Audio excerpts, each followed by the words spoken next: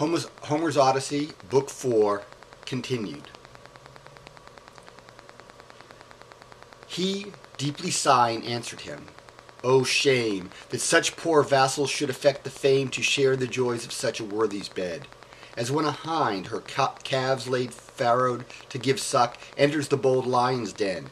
He roots of hills and herby valleys then, for food, there feeding, hunting. But at length, returning to his cavern, gives his strength the lives of both the mother and her brood in deaths indecent. So the wooer's brood must pay Ulysses' powers as sharp an end.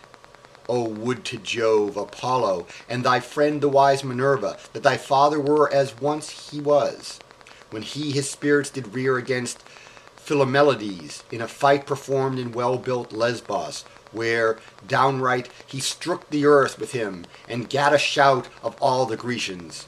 Oh, if now full out he were as then, and with the wooers coped, short-lived they all were, and their nuptials hoped would prove as desperate.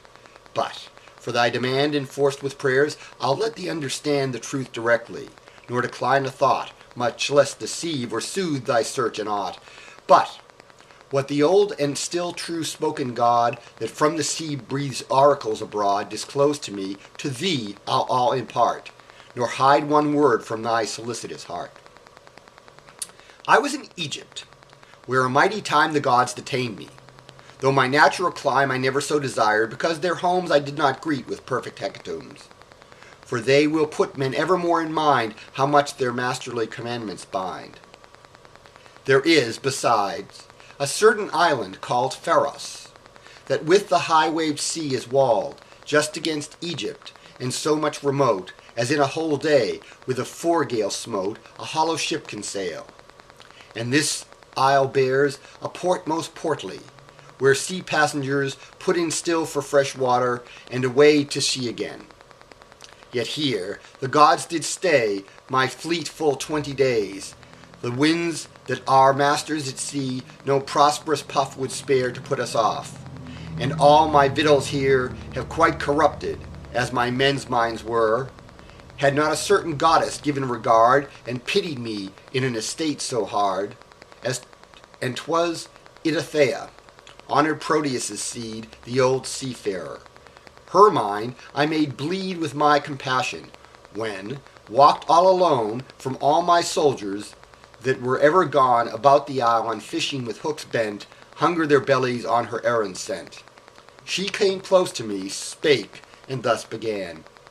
Of all men thou art the most foolish man, or slack in business, or stay'st here of choice, and dost in all thy sufferance rejoice.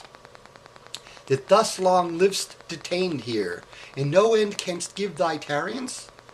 Thou dost much offend the minds of all thy fellows. I replied, Whoever thou art of the deified, I must affirm that no way with my will I make abode here. But, it seems, some ill the gods, inhabiting broad heaven, sustain against my getting off. Inform me then, for Godheads all things know, what god is he that stays my passage from the fishy sea? Stranger, said she, I'll tell thee true.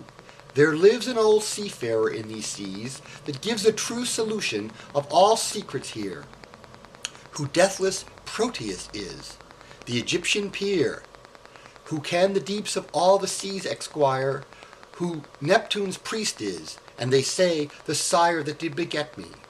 Him, if any way thou couldst inveigle, he would clear display the course from hence, and how far off doth lie thy voyage's whole scope through Neptune's sky.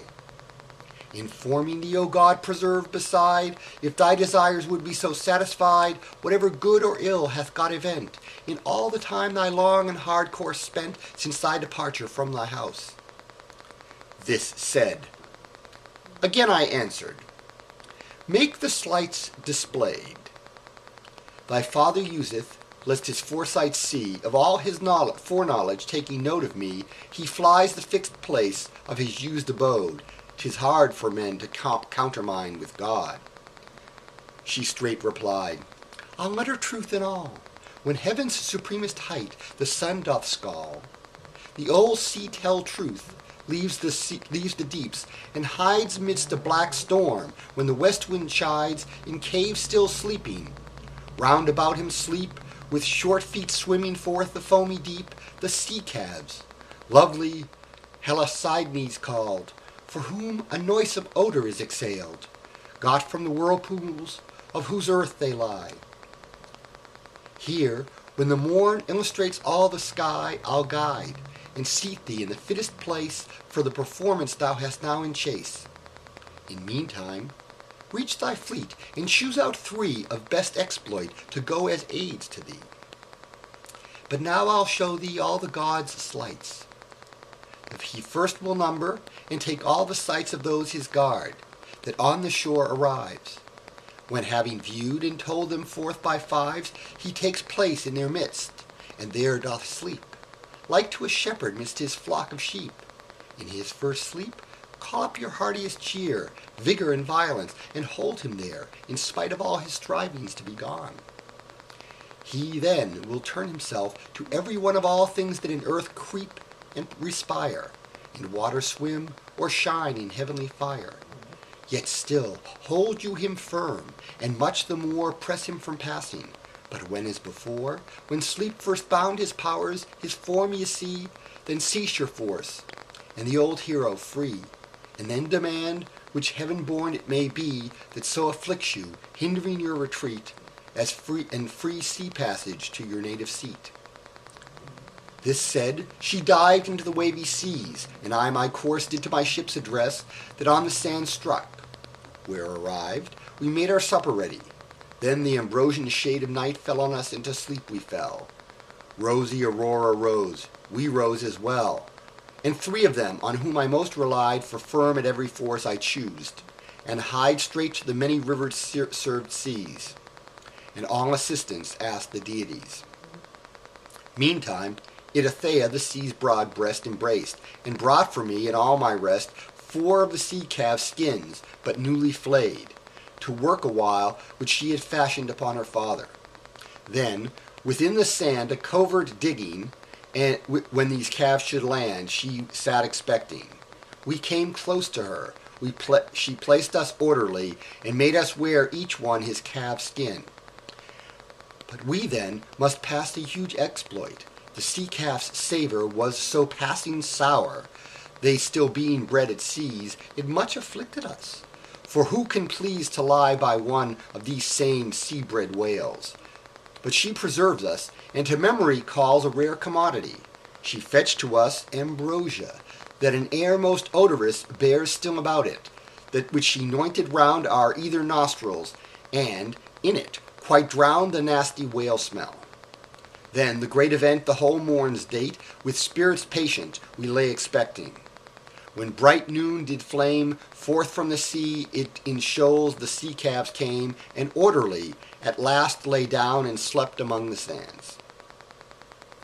And then the old sea god crept from forth the deeps, and found his fat calves there, surveyed and numbered, and came never near the craft we used, but told us 5 for calves. His temples then, diseased with sleep, he salves, and in rushed we, with an abhorred cry, cast all our hands about him manfully, and then the old forger all his forms began. First was a lion with a mighty mane, then next a dragon, a pied panther then, a vast boar next, and suddenly did strain all into water. Last he was a tree, curled all atop, and shot up to the sky. We, with resolved hearts, held him firmly still, when the old one, held too straight for all his skill to extricate, gave words, and questioned me. Which of the gods, O Atreus' son, said he, advised and taught thy fortitude this sleight, to take and hold me thus in my despite? What asks thy wish now? I replied. Thou knowest. Why dost thou ask? What wiles are these thou showest? I have within this isle been held for wind a wondrous time, and can by no means find an end to my retention. It hath spent the very heart in me. Give thou then vent to doubts thus bound in me, ye gods know all, which of the Godheads do so foully fall on my addression home, to stay me here, avert me from my way, the fishy clear barred to my passage. he replied. Of force, if to thy home thou wishest free recourse, to Jove and all the other deities thou must exhibit solemn sacrifice, and then the black sea for thee shall be clear, till thy loved country's settled reach. But where ask these rites thy performance? 'Tis a fate to thee, and thy affairs appropriate, that thou shalt never see thy friends, nor tread thy country's earth, nor see inhabited thy so magnificent house, till thou make good the voyage back to the Egyptian flood, whose waters fell from Zeus, and there hast given to Jove and all gods housed in ample heaven, devoted hecatombs, and then free ways shall open to thee, cleared of all delays. Thus told he, and methought he brake my heart, in such a long and hard course to divert my hope for home, and charge my back retreat as far as Egypt. I made answer, yet.